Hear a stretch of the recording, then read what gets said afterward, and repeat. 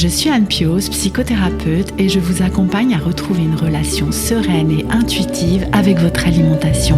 La pleine conscience du pouvoir est un podcast qui vous accompagne à reprendre le pouvoir dans votre relation avec la nourriture, à sortir des injonctions de la culture des régimes et à ne plus vous sentir seul avec tout ça. Dans ce podcast, je partage des outils, des réflexions. Je vous parle aussi de pleine conscience et d'introduire dans votre quotidien plus d'observation de votre propre fonctionnement. Je vous propose également des témoignages de femmes et d'hommes qui vivent ou ont vécu un trouble du comportement alimentaire ou une relation compliquée avec leur alimentation. Leurs témoignages vous permettront, je l'espère, de réaliser que nous sommes nombreux à nous retrouver pris au piège de cette relation toxique. Je vous laisse avec l'épisode du jour. Bienvenue dans ce nouvel épisode du podcast La pleine conscience du pouvoir.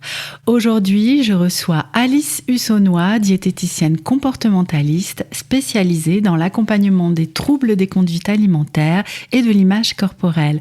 Nous allons échanger ensemble sur le sujet des TCA dits atypiques.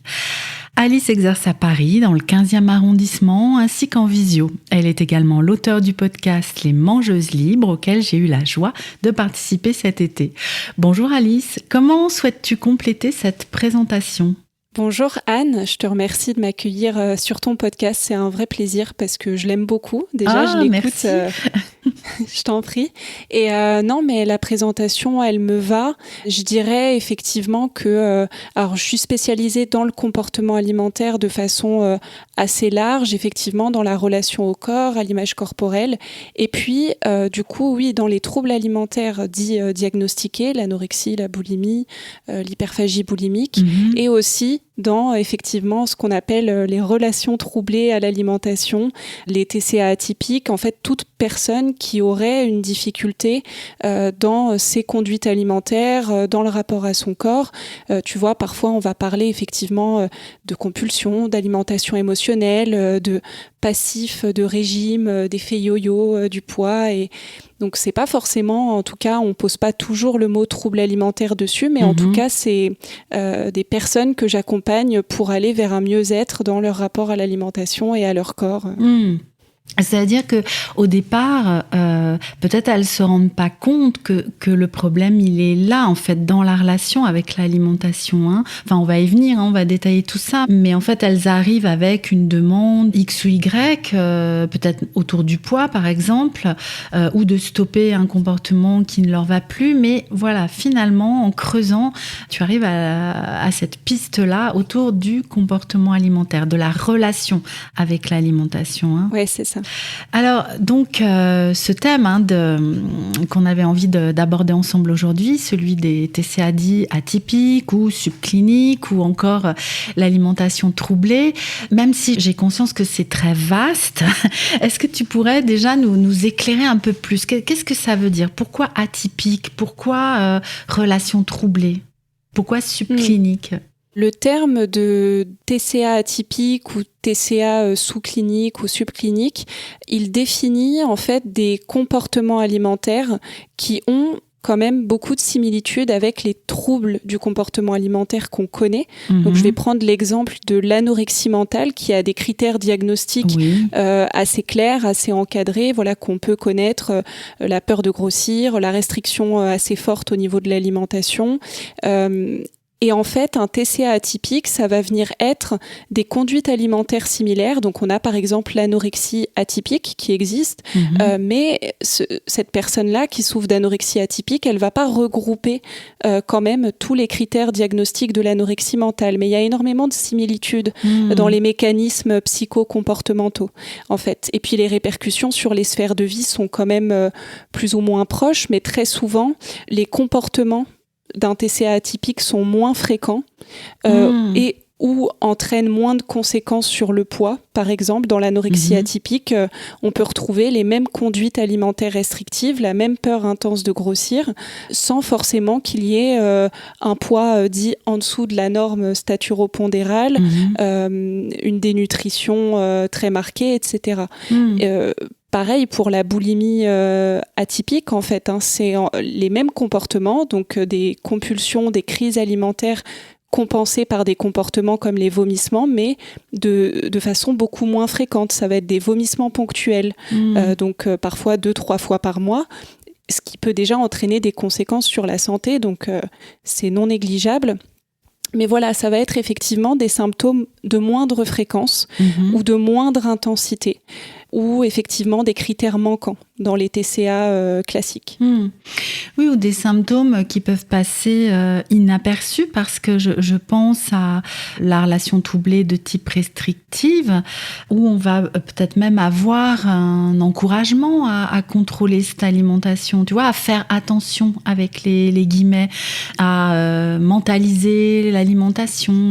Et tu vois, quand tu dis qu'on peut se retrouver dans une forme de dénutrition, voire dans une dénutrition sans même s'en rendre compte, mais je pense que c'est plus courant que ce qu'on voudrait bien le penser, en fait, pour voir arriver vers moi des personnes, des femmes en l'occurrence, pour l'instant j'ai jamais rencontré chez des hommes, mais peut-être ça existe aussi, mais des femmes qui surveillent en permanence leur alimentation pour qui ça devient obsessionnel, donc elles consultent, mais en fait qui ne se rendent pas compte de cette dénutrition. Donc ça passe sous les radars, en fait. Les troubles alimentaires atypiques, ils sont très peu connus et effectivement, ils peuvent entraîner des retards de diagnostic, des retards de prise en charge, parce que effectivement, ils sont presque invisibles. Déjà qu'un trouble alimentaire dit classique, ça peut être invisible. Faut imaginer du coup une personne qui souffrirait d'anorexie atypique, chez qui il n'y a pas concrètement de répercussions sur le poids. C'est extrêmement difficile pour elle du coup de poser ce mot, de se sentir légitime de poser ce mot-là. Il y a beaucoup de personnes qui me disent effectivement je me restreins, j'ai très peur de grossir, mais je suis pas maigre, je peux pas souffrir d'anorexie. Mais peut-être que c'est de l'anorexie atypique. Il y a même des personnes par exemple, qui souffrent de certains comportements atypiques hyperphagiques, par exemple l'hyperphagie prandiale, le syndrome d'hyperphagie nocturne, qui sont considérés comme des troubles atypiques. Et ce sont des personnes qui me disent « mais je me reconnais pas dans les critères de l'hyperphagie boulimique ». Mais peut-être que c'est de l'hyperphagie prandiale, peut-être que c'est de l'hyperphagie nocturne. Ce sont quand même des comportements alimentaires à considérer. Mais comme on le disait, il n'y a parfois pas une fréquence extrêmement marquée, ou des conséquences notables sur le poids, par exemple, ça va être invisible et on peut ne pas être pris en charge du coup. Oui, voire même ne pas se rendre compte qu'il y a un problème.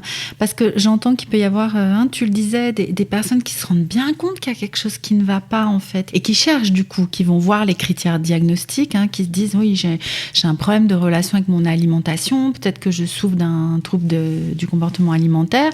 Donc, elles font des recherches, puis elles voient, le DSM-5, par exemple, qui est le manuel des critères diagnostiques en santé mentale. Il y a ça, tel critère. Non, c'est pas moi, j'en suis pas là, par exemple, tu vois, ou non, ça me représente pas. Et du coup, tu le disais aussi, qu'ils peuvent se sentir complètement illégitimes à souffrir, puisque ça n'a pas l'air d'exister, en fait, ce dont elles souffrent.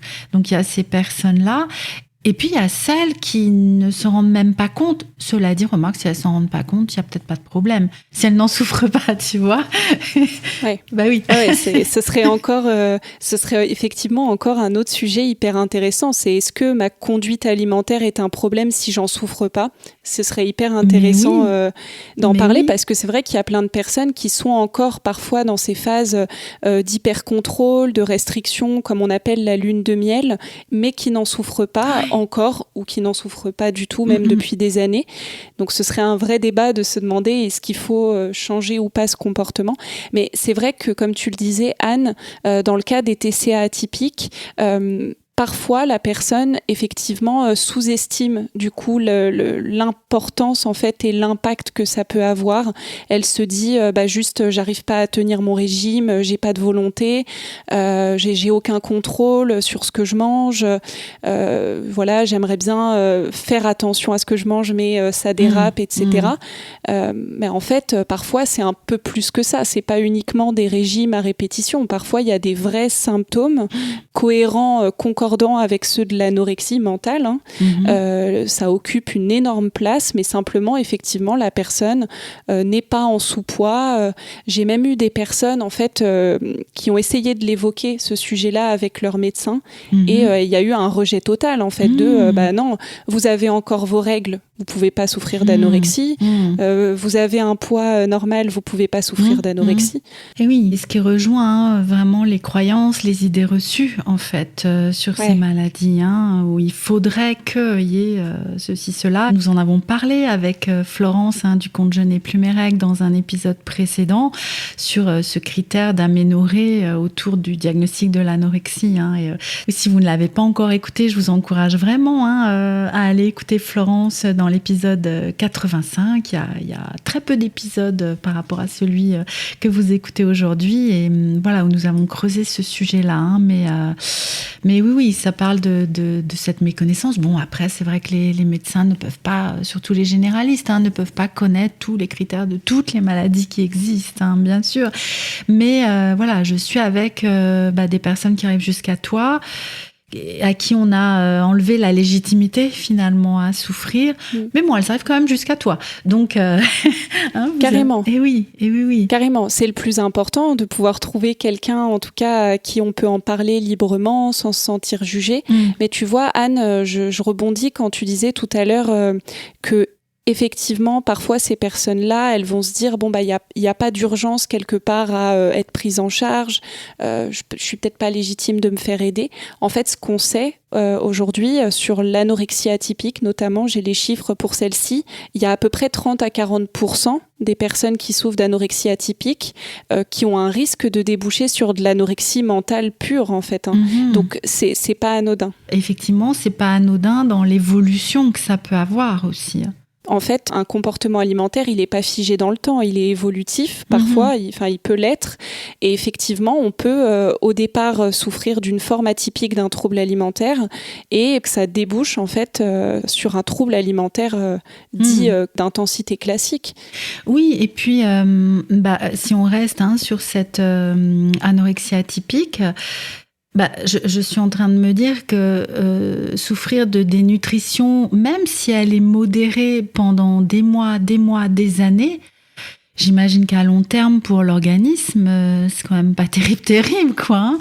Oui, on sait quand même aujourd'hui que les effets yo-yo à répétition entre restriction, reprise de comportements compulsifs parce qu'on sort de la restriction, etc. Enfin, ces alternances en fait entre régime, décompensation du régime et à nouveau un régime, oui, c'est pas un facteur de santé du tout en fait, contrairement à ce qu'on pourrait croire. Et c'est vrai que en fait, la société, elle valorise même ces comportements des TCA atypiques, je trouve. Finalement, le fait de s'acharner à faire un régime chaque année, c'est quand même assez valorisé en société, mais ça pourrait rentrer dans un critère de TCA dit atypique, en fait, finalement, quand on y pense, tu vois. Oui, mais oui, tout à fait.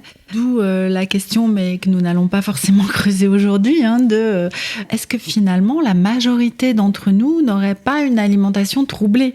Alors, j'exagère, tu vois le trait quand même, mais quand je regarde autour de moi, alors plus ou moins dans mon entourage, plus ou moins proche en fait, ou quand on observe, on écoute des conversations, on va entendre oui, moi je fais attention. Bon là, nous enregistrons au cœur de l'été, toutes les deux, mais voilà, c'est en plein dans le summer body. Oh, faudrait quand même que je perde quelques kilos pour aller à la plage. Ou pendant les fêtes j'ai abusé, donc il va falloir que je fasse attention au mois de janvier. Tu vois, oui, c'est vraiment très courant et valorisé de se reprendre en main, de faire attention. Enfin, je pense que c'est tellement courant que c'est pour ça que la plupart des personnes se sentent pas légitimes à parler d'un comportement problème. C'est parce que les restrictions, a priori, tant qu'elles engendrent pas malheureusement de sous-poids au niveau clinique, je pense que la plupart des personnes qui connaissent pas en fait, on va dire tous ces comptes Instagram maintenant qui préviennent sur ces dangers-là, mais tu prends une personne qui se restreint régulièrement ou qui est régulièrement dans une dynamique de régime, si le poids reste dans la norme, voire si la personne a un poids considéré entre guillemets au-dessus de la norme, staturo-pondéral, je pense qu'elle va pas considérer que c'est un comportement troublé. Elle va même se dire c'est moi qui arrive pas à me restreindre. C'est ça. Donc oui, je pense que ces comportements-là, ils sont valorisés. Et les TCA atypiques, ils passent vraiment à la trappe, quoi, au niveau clinique. Parce que, on les voit pas si on pose pas les bonnes questions. Finalement, dans un entretien médical, ça peut complètement passer à la trappe. Oui. Et est-ce que tu dirais que ce que tu observes, toi, dans ta pratique du processus le plus évident ou que tu rencontres le plus souvent pour venir troubler le comportement alimentaire, c'est justement ça, c'est cet objectif de soit d'obtenir un corps mince ou de garder un corps mince. Moi, je rencontre parfois des femmes qui luttent depuis des années pour maintenir un poids qui, au final, est un sous-poids par rapport à ce que leur corps voudrait, nécessiterait. Est-ce que ce serait ça ou est-ce qu'il y aurait d'autres, causes en fait Ce qui vient troubler au début un comportement alimentaire, souvent on parle de plusieurs facteurs en fait. On parle des facteurs de risque, qu'ils soient génétiques, épigénétiques, comportementaux, les schémas familiaux par exemple, les facteurs personnels aussi, les facteurs de vulnérabilité personnel, psychologique, les traits de personnalité, etc. Mais moi, j'aime bien cette métaphore du train, en fait, où je dis que il y a plein de wagons qui sont plein de facteurs de risque et puis à un moment ils vont tous se rattacher entre eux. Il va y avoir le wagon du facteur d'aggravation, du facteur de maintien du trouble, du facteur déclencheur en fait, parce que effectivement la personne qui développe un trouble alimentaire, elle a plein de facteurs de risque comme on vient de les citer, et puis à un moment elle va être confrontée à un facteur déclencheur, que ce soit un régime restrictif, que ce soit des remarques sur son corps, que ce soit une grande insatisfaction corporelle.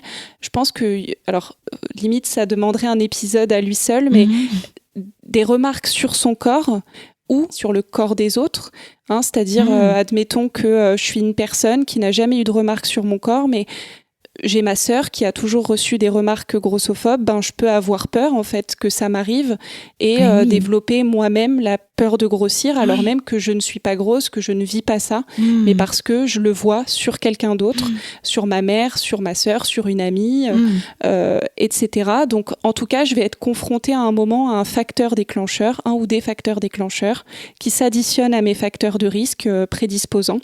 Et puis, il va y avoir des facteurs de maintien. Alors, facteurs de maintien, effectivement, qui maintiennent le trouble. Donc, souvent, la faible estime de soi, une insatisfaction corporelle qui est marquée, qui est toujours là, qui n'est pas traitée. Ça peut être un environnement particulier aussi qui peut maintenir le trouble familial, au niveau du travail. En tout cas, il y a plein de facteurs comme ça qui viennent être en cause. Mais oui, souvent, on dit que l'insatisfaction corporelle, la honte corporelle, c'est les facteurs les plus récurrents qui viennent troubler un comportement alimentaire. Mais ça peut être aussi des événements de vie sur lesquels on a perdu le contrôle et qui nécessitent à un moment une reprise de contrôle par celui du corps et de l'alimentation.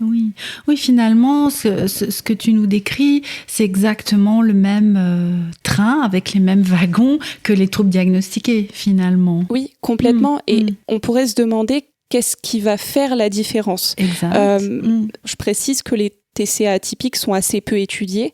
Il n'y a pas autant de recherches et d'études que les TCA dits classiques, cliniques, etc. En fait, ce qui va différencier atypique ou pas, ça va être soit effectivement peut-être dans les traits de personnalité, qui vont être moins marqués parfois, qui vont du coup amener une fréquence, une intensité moindre des troubles.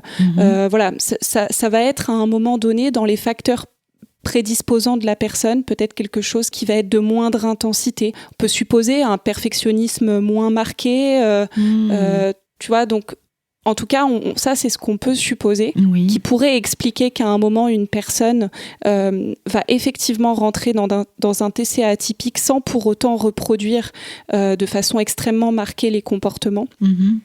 Mais on a peu d'informations à ce sujet. Il semble que ce soit là des facteurs génétiques ou comportementaux qui vont venir faire la différence, en fait.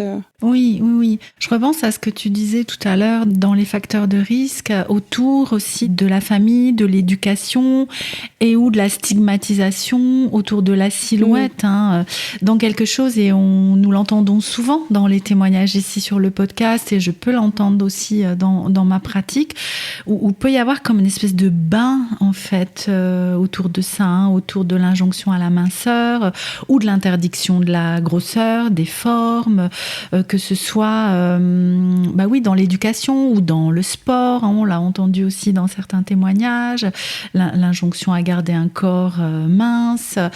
Après, effectivement, toutes les personnes qui vivent ces situations-là ne tombent pas dans un trouble diagnostiqué, mais c'est quand même un bain en fait qui va faciliter quelque chose de cette relation troublée en fait. Alors pareil, j'imagine qu'il n'y a pas eu d'études de fait, qu'on n'y a pas trop réfléchi encore, mais je trouve que ce serait intéressant en fait de regarder même statistiquement qu'est-ce qui se passe en fait pour les personnes qui baignent dans ces bains-là, baigner dans des bains, comment elles peuvent s'en sortir en fait, comment ça peut ne pas se déclarer, tu vois. Et si on regardait le truc dans l'autre sens, comment est-ce qu'on peut prévenir ça, tu vois, garder une relation calme, tranquille avec l'alimentation en fait.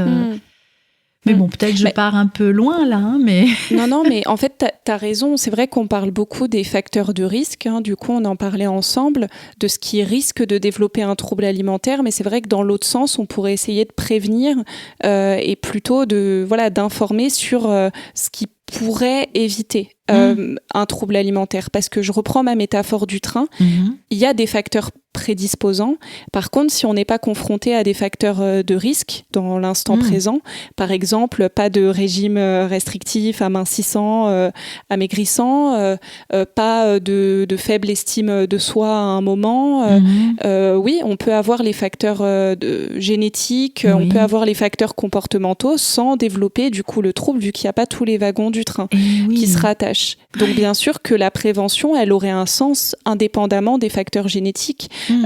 Du coup, dans ce que tu dis, Anne, je crois qu'il y a des modèles qui ont été étudiés, il y a des études qui ont été faites sur le sujet. En fait, les facteurs de prévention, c'est l'inverse du coup des facteurs de risque. Ce serait renforcer l'estime personnelle dès le plus jeune âge, ce serait valoriser une pratique sportive dans le but de prendre soin de soi et pas dans le but constamment de modifier le corps. Ce serait de pouvoir offrir à tous les enfants une éducation alimentaire pareil, dans le but de prendre soin d'eux, dans le sens de leur santé physique et mentale, et pas dans le sens de la maigrissologie, entre guillemets. Oui, ce serait pas mal.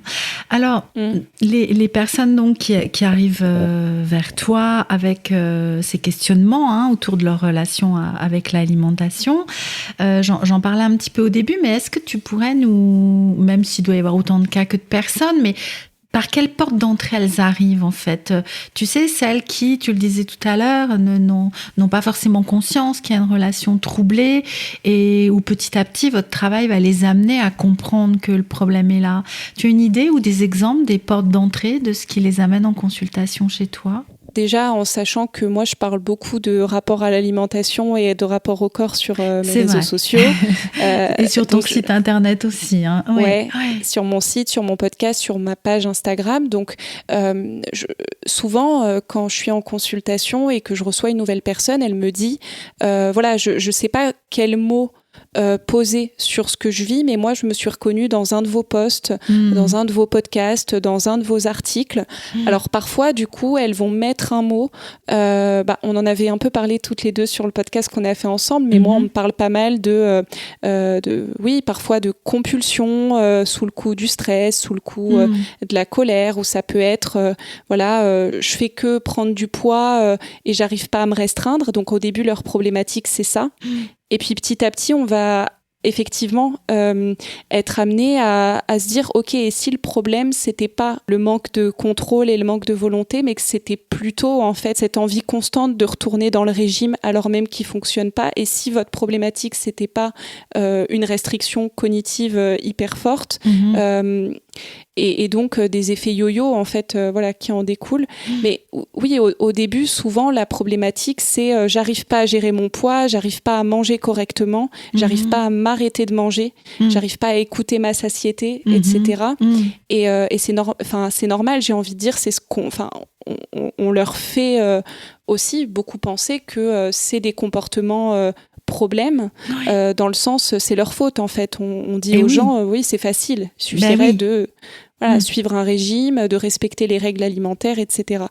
Donc ces personnes elles arrivent démunies en me disant je n'ai plus le contrôle sur rien, je ne sais plus manger, je ne sais plus quand manger, je ne sais plus quoi manger, et donc on part de là. Alors effectivement, on va aller faire une analyse fonctionnelle de tout ça, on va aller comprendre l'histoire du poids, l'histoire des régimes de la personne, l'histoire de son alimentation. Mais là, on va tirer d'autres problématiques. Effectivement, la problématique de la restriction, la problématique des difficultés émotionnelles en lien avec l'alimentation, la difficulté de la déconnexion aux sensations alimentaires. Oui, en fait, on travaille sur plein de problématiques annexe. Oui, je reconnais bien ce que tu dis quand tu parles des personnes qui arrivent en disant je n'arrive plus à me restreindre. Tu sais, d'un truc qui a été possible pendant, mais des fois des années, où il y a eu ce cycle infernal, régime, craquage, régime, je reprends du poids, je perds du poids, ou même qui se sont restreintes pendant très très longtemps pour maintenir un poids qui leur semblait correct, mais qui n'y arrivent plus. Et donc, qui sont avec cette demande, mais moi, je n'arrive plus à me restreindre, en fait. Et c'est un peu de la dentelle d'arriver à remettre le problème là où il est. Le problème, il n'est plus de ne pas arriver à se restreindre, en fait. C'est ça qu'entretient le problème, du coup. Donc, je trouve que c'est vraiment de la dentelle à cet endroit-là. Oui. Complètement. Moi, souvent, ce que je vois avec les patientes, c'est que c'est pas vraiment la restriction a priori qui les fait souffrir, c'est le fait de pas réussir à être en restriction, en fait. Et souvent, il va falloir aller creuser pour prendre conscience finalement de toutes les conséquences qu'entraînent ces restrictions pour pouvoir accepter d'en faire le deuil en quelque sorte. Parce que cette restriction, elle a tellement d'avantages, en tout cas dans ce qu'on imagine. Pourtant, elle est si dure à tenir sur le long terme. Elle tient pas longtemps, mais ces quelques jours ou ces quelques semaines où elle tient, elle est superbe, quoi. En fait, on se sent bien dans cette restriction. Elle nous fait regagner confiance en nous. Puis on a l'impression de correspondre au modèle valorisé, quoi. C'est-à-dire, c'est comme si, oui, dans cette société, c'était un peu le Graal, quoi, de réussir à tenir un régime. On va être très peu à réussir. Et puis, si on est dans le lot de celles qui réussissent à contrôler leur poids, c'est que on a réussi, quoi, en quelque sorte. Moi, c'est vraiment ce que j'entends et ce qu'on décortique avec les personnes, c'est que tenir un régime, contrôler le poids, c'est intégré comme une vraie valeur, quoi, en fait, une vraie réussite. Mais oui, comme tu dis, c'est vraiment comprendre en fait les problématiques qu'il y a autour. Si aujourd'hui j'arrive plus à me restreindre, déjà qu'est-ce que ça signifie pour moi me restreindre, parce que après c'est différent selon chacun, mais pour des personnes, j'arrive plus à me restreindre, c'est j'arrive plus à manger de féculents. Oui, c'est normal là, a priori on en a besoin, donc c'est déjà aussi aller comprendre, est-ce qu'elle est réaliste en fait cette restriction. Et oui, ça me fait penser, même si c'est pas le sujet là aujourd'hui, à tous ces régimes un peu farfelus, en tout cas moi que je considère comme un peu farfelus, qui par exemple, tu le disais, suppriment tous les féculents, tous les glucides, bref, c'est pas le sujet, mais j'imagine que ça peut amener typiquement à une relation troublée avec l'alimentation, ce type de régime. En fait, ce qui va troubler le rapport à l'alimentation, pour compléter du coup ta question de tout à l'heure, ça va être, je dirais pour le simplifier, une conduite alimentaire qui est à ce moment-là en dehors de nos besoins corporels, émotionnels, sociaux. En fait, ça va être une conduite alimentaire qu'on se force à adopter alors qu'elle n'est pas alignée en fait avec nos besoins. C'est-à-dire que finalement, si j'essaye de m'imposer une règle alimentaire et qu'elle provoque de la souffrance pour moi, et qu'elle m'empêche en fait d'être épanouie dans ma vie, dans mon alimentation, dans ma vie sociale, etc. C'est une conduite alimentaire troublée. En fait, tu vois, à partir de là. Donc, et oui, il y a plein de personnes qui en adoptent, en fait, qui s'imposent des règles qui, de toute façon, ne les épanouissent pas, mais parce qu'ils doivent le faire. Et oui, là, on considère que c'est en fait une alimentation troublée à partir du moment où l'alimentation provoque une souffrance, en fait, de toute façon. Et oui, j'allais dire tout simplement, même si c'est pas simple, hein, mais effectivement, ce qui est extrêmement difficile pour prendre du recul par rapport à ça, c'est que c'est aussi très valorisé, en fait, ce contrôle-là. On va pas redire ce que tu viens de dire, mais du coup, ça crée vraiment l'impression d'être coincé, en fait, entre deux trucs presque antagonistes. Ce qu'il faudrait faire, ce qui est valorisé, et ce qu'on sent qui crée une souffrance, finalement. Oui, c'est complètement ça. En fait, les comportements alimentaires troublés, en plus d'être valorisés, je crois que c'est justement parce qu'ils sont difficiles à tenir, en fait, qu'ils sont autant valorisés. Bon, là, ce serait peut-être encore un autre sujet. Ah non, mais c'est intéressant, je trouve, là. Tu vois ? Oui. Mais moi, je témoigne par rapport à ce que j'entends en consultation.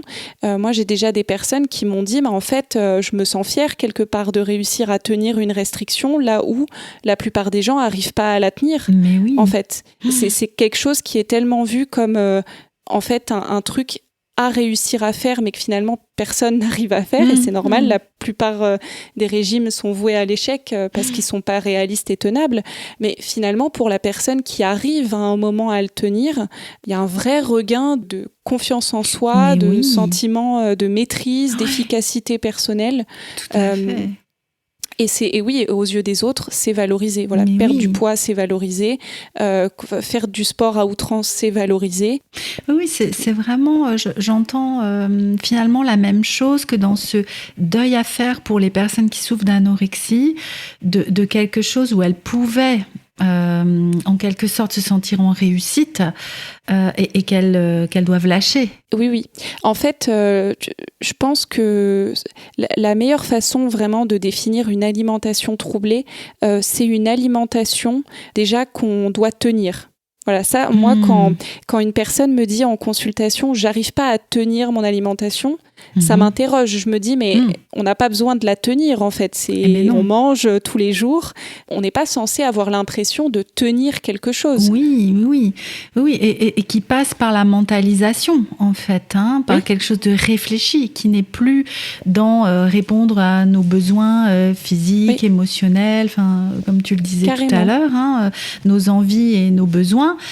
Mais ça devient mentalisé, ça devient du calcul, et il faut le tenir, effectivement, dans le sens, il y a comme s'il y avait une espèce de tunnel là, duquel il fallait pas sortir, une contrainte, en fait, un cadre très rigide. Voilà, je suis vraiment avec cette rigidité, en fait, dans ce mot de tenir. Quand j'arrive pas à m'adapter au contexte aussi. Exact. Voilà, ça c'est le signe d'une alimentation troublée quand, par exemple, si dès que je change d'environnement, je sais plus quoi manger, je sais plus m'écouter, parce que pour moi j'ai intégré que fallait que je mange ça à telle heure, en telle quantité, et donc dès que ça sort un peu de mon cadre, j'arrive pas à m'adapter, j'arrive pas à faire appel à mes signaux corporels, j'arrive pas à flexibiliser mon cadre, parce qu'on a tous un cadre. Voilà, le problème c'est pas d'avoir en soi un cadre et des repères. Alors, plus que le cadre, j'aime bien parler de repères. On a tous des repères dans notre tête, l'assiette qui nous convient à peu près, on sait à peu près les quantités dont on a besoin pour se rassasier quand on a un rapport sain à l'alimentation. Un rapport sain à l'alimentation, c'est OK, j'ai mon repère en tête, mais en fait, si j'ai plus faim, je sais m'autoriser à manger plus. Si j'ai moins faim, je sais m'autoriser à m'écouter, à manger moins. Et puis, en fonction de là où je me trouve et de mon besoin dans le moment présent, j'arrive à être OK avec l'idée que je peux pas manger toujours pareil, toujours la même chose, toujours la même quantité. Et ça, quand on a des difficultés à surfer comme ça sur cette flexibilité, oui, l'alimentation, elle devient troublée. Elle devient troublée et finalement, elle induit de la souffrance. On en revient à ça, en fait. À partir du moment où l'action de manger devient source de tension, souffrance, de difficulté, autre que de choisir qu'est-ce qu'on va manger ce soir. Tiens, au fait, je sais pas quoi faire à manger. Enfin, non, c'est pas de ça dont on parle. Et je vous en avais parlé aussi dans un épisode précédent du podcast, où je vous ai parlé de cette question de est-ce que mon alimentation est troublée dans l'épisode 91. Donc, n'hésitez pas aussi à aller jeter une oreille. Mais voilà, à partir du moment où je commence à me poser 10 000 questions et à mentaliser les choses, il y a peut-être à les creuser finalement. Ouais. Et si je peux me permettre de prendre un contre-exemple, tu vois, si je prends le cas d'une personne, on va travailler sur ses valeurs en consultation, ses valeurs en général de vie et ses valeurs alimentaires aussi. C'est un bel exercice ça pour réussir à retrouver ces repères-là et retrouver l'alimentation qui nous plaît, qui nous convient. Et par exemple, il y a une personne qui va me dire moi, une de mes valeurs alimentaires, ce serait de manger local. Voilà, essentiellement de manger local. Bon, si elle est alignée avec cette valeur-là, qu'elle a envie de manger essentiellement local, de s'y tenir, et que ça provoque pas de souffrance pour elle, voire même que c'est aligné en fait avec ses valeurs, ça reste une règle, mais est-ce qu'on peut parler d'alimentation troublée finalement ? Ça la met pas en danger, a priori, mentalement et physiquement. Ça n'a pas de conséquences sur ses différentes sphères de vie. Ça lui fait du bien. C'est une valeur qu'elle suit avec des actions engagées dans ce sens. En fait, elle est alignée avec ça. Et donc, c'est à différencier en fait, des comportements troublés qui déjà sont pas alignés avec les valeurs très, très régulièrement. On se restreint pas parce que c'est une valeur pour nous de nous restreindre. On se restreint parce que on a intégré qu'il fallait le faire. Ça provoque souvent une souffrance, des conséquences sur nos sphères de vie, puis sur la santé, en fait, tout simplement. Ça peut pas être une valeur en soi. Donc voilà, c'était pour faire la différence entre les deux. Oui, c'est très intéressant. Et tu vois, j'avais jamais réfléchi à cette question des valeurs alimentaires et je trouve que c'est une superbe question à nous poser, en fait, quand on réfléchit à notre comportement alimentaire, parce que ça pourrait être aussi les personnes qui choisissent de devenir végétariennes, par exemple. C'est ça aussi. C'est une valeur alimentaire en lien avec, je sais pas en lien avec quoi pour chaque personne, c'est différent. Ça peut être écologique, souffrance animale, etc. Et que là, on est dans une valeur. On n'est pas dans quelque chose qui viendrait d'on ne sait où, en fait. Tu sais, ou alors qui viendrait de la culture des régimes, par exemple, si on réfléchit un peu. Et est-ce que c'est une valeur, ça, la culture des régimes ? Alors, peut-être, il y a des personnes pour qui être mince, c'est une valeur. Je sais pas si tu en as déjà rencontré, mais peut-être. Oui. Complètement, être mince, ça a été intégré comme une valeur. Donc là, il faudrait creuser sur... on parlait tout à l'heure, la sphère des conséquences sur la vie, des retentissements sur la vie, de la place que ça prend, de la flexibilité. Il faut aller creuser tout ça parce que souvent, ça coche pas quand même toutes ces cases-là. Le désir d'être mince, on n'est pas très flexible avec. Ça a des conséquences pas top sur la vie. Donc, on se rend vite compte, finalement, quand on le creuse, que ça peut pas être une valeur tenable, en fait, sur le long terme. Mais tu vois, Anne, si je devais te prendre un exemple en consultation avec une patiente, elle me disait que une de ses valeurs alimentaires, elle s'était rendue compte que c'était faire du fait maison. En fait, le plus souvent possible, elle a envie de cuisiner maison, de se reconnecter au goût, connaître les ingrédients qu'elle utilise, etc. Comment on peut faire pour pas que ça devienne un comportement troublé ? En travaillant sur la flexibilité. Et donc, on a travaillé sur, dans quelle situation est-ce que mettre en place cette action de faire du fait maison, c'est OK, on se sent aligné avec, et dans quelle situation au pluriel on a besoin d'intégrer peut-être un peu plus de flexibilité parce qu'il y a d'autres priorités. Et donc là, on va aller travailler sur le fait que OK, faire du fait maison, si c'est ce que tu considères être bon pour toi, on l'intègre dès que possible, si ça te fait du bien. Et par contre, on va aller chercher, dans quel contexte, dans quelle situation, cette règle, entre guillemets, là, ou ce repère-là, a besoin d'être flexibilisé pour avoir un équilibre global. Donc, quand je vais aller au resto, j'accepte d'être plus flexible sur cette règle-là, parce que j'ai besoin de sortir et d'avoir une qualité de vie. Et donc, on va pouvoir, du coup, retrouver une alimentation sereine, aligné en fait avec ce qui est bon pour nous, flexible et non troublé. La relation troublée à l'alimentation, c'est, si on devait la décrire, l'inflexibilité de nos règles. Oui. Mais oui, c'est ça. Et des règles qui deviennent des injonctions, finalement. Oui. Des dictates, voilà, comme le décrivent très bien les personnes qui souffrent d'anorexie, entre autres, de cette voix-là qui donne des ordres, qui est complètement dictatoriale, en fait. Tu dois. Alors, mais effectivement, le fait maison, ça peut devenir quelque chose comme ça, qui peut tourner autour de l'orthorexie. On n'en a pas parlé, de ce trouble qui est d'ailleurs, l'orthorexie, tu vas me confirmer, mais défini comme un trouble des conduites alimentaires aujourd'hui. Il me semble que c'est répertorié. Alors, il me semble que c'est encore classé en TCA atypique, si je ne dis pas de bêtises. Ok, bon, peu importe, mais enfin, c'est quand même répertorié, enfin bref, un peu plus connu. Tu peux nous le définir, d'ailleurs, l'orthorexie, pour les personnes qui ne connaîtraient pas. Oui, l'orthorexie, c'est défini comme un comportement alimentaire obsessionnel sur l'hygiène de vie, le manger sain. Ça peut englober la pratique sportive dans une certaine mesure, mais souffrir d'orthorexie, c'est souffrir d'une obsession permanente d'être en bonne santé et de manger sainement. Et là, on n'est pas uniquement sur une personne qui aime bien faire des assiettes équilibrées, etc. Là, on parle vraiment d'un trouble, c'est-à-dire que il y a un vrai isolement social, il y a un vrai rejet souvent on va dire, de l'alimentation des autres. Il y a une peur presque phobique en fait de manger des plats dont on ne connaît pas la composition. Et on dit que l'orthorexie, si on devait faire un croisement, elle aurait des points communs à la fois avec l'anorexie mentale et avec les TOC. En fait. Oui, tout à fait. Tu vois, il y a un mélange, en fait, ça se rapproche d'un TOC. Un trouble obsessionnel compulsif, pour remettre... Oui. Il y a des symptômes communs avec le trouble obsessionnel compulsif, que ce soit dans les vérifications alimentaires, les vérifications des emballages, de la composition des aliments, les ingrédients, l'hygiène. Ça peut être aussi porté sur l'hygiène des aliments. L'orthorexie.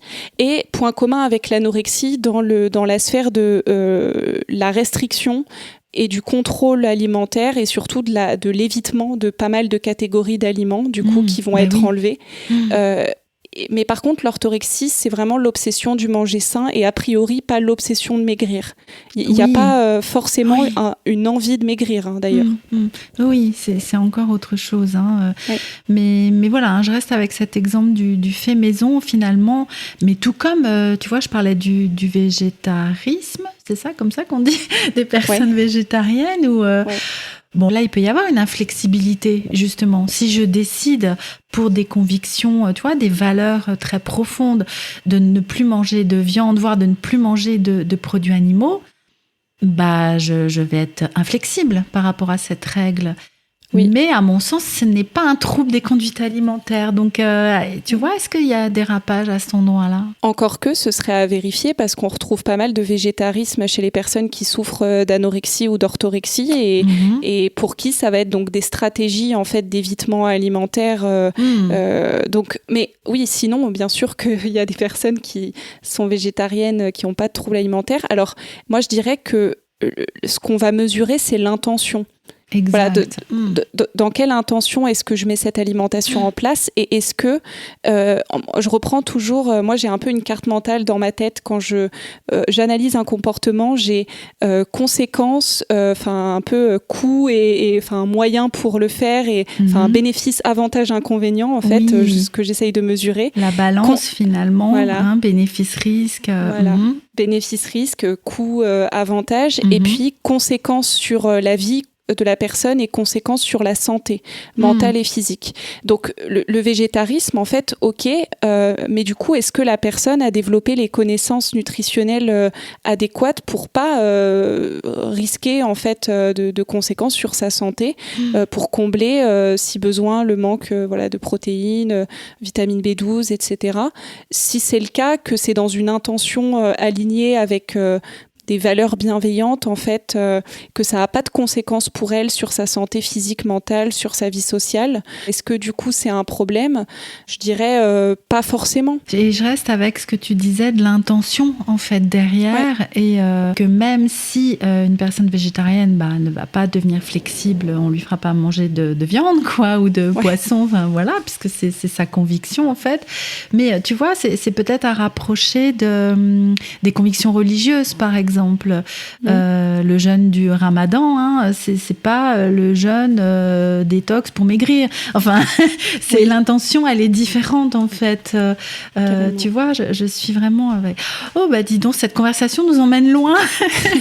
J'étais en train de me dire, nous sommes partis de les troubles alimentaires atypiques. Nous avons navigué autour de là pour terminer du végétarisme, des choix alimentaires en lien avec des convictions aussi. Mais je reste vraiment avec cette question des valeurs alimentaires là qui me semble très très importante à explorer et qui serait entre autres une des clés aussi de compréhension. Ouais. Si on doit résumer, c'est l'intention, les valeurs alimentaires, la capacité de flexibilité et de prise en compte du contexte en fait. Bien sûr que c'est beaucoup plus complexe que tel comportement est pas bien et tel comportement est bien.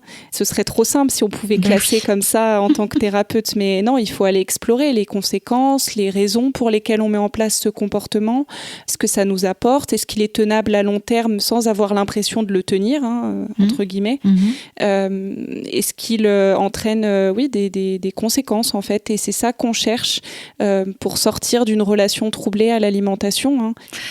Nous arrivons à la fin de l'épisode. Alice a passé à toute vitesse. Enfin, je ne sais pas pour vous qui nous écoutez, mais en tout cas pour moi qui était en compagnie d'Alice aujourd'hui, c'est passé très vite.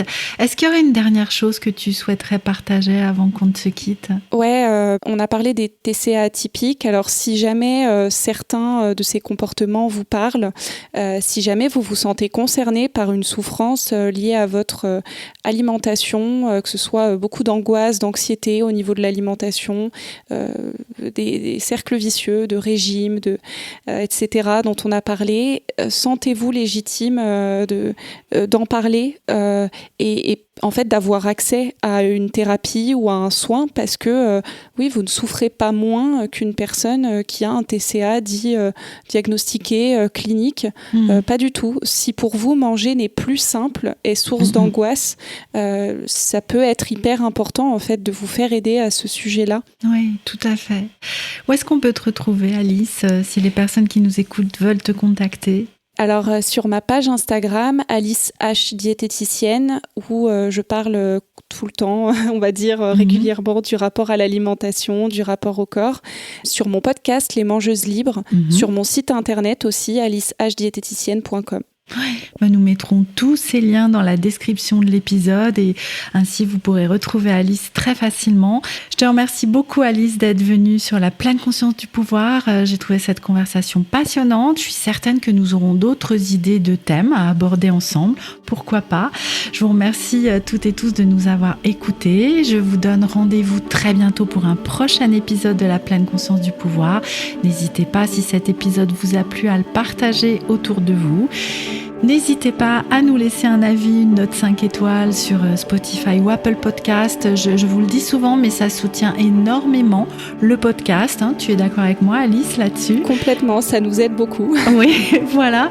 Et à vous y abonner. Et si vous souhaitez contribuer financièrement à la vie du podcast La Pleine Conscience du Pouvoir, n'oubliez pas d'aller visiter la page Tipeee du podcast. Certaines personnes prennent ainsi des abonnements au podcast puisqu'elles contribuent mensuellement à la vie du podcast. Donc merci beaucoup à vous. À très bientôt, Alice. À bientôt, Anne.